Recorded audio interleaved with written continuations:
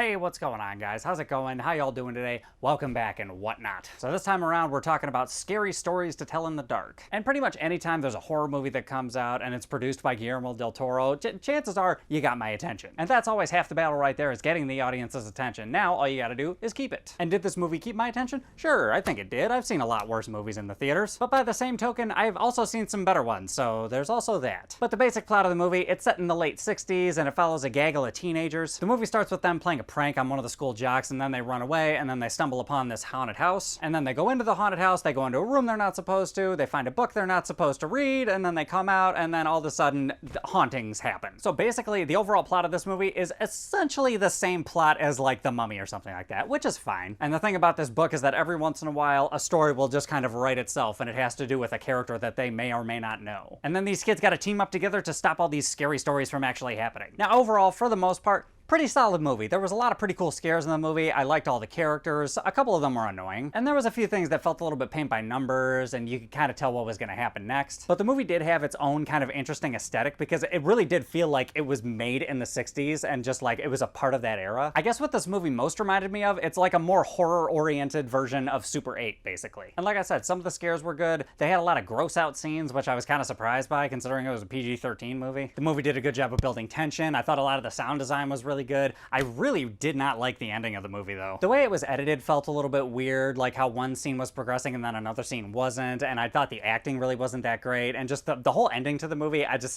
wasn't really a big fan of it. And the guy that plays the high school bully, I don't blame the kid for the way he tried to play it, because it still kind of fit in line with the tone of the rest of the movie. I just didn't really like the character.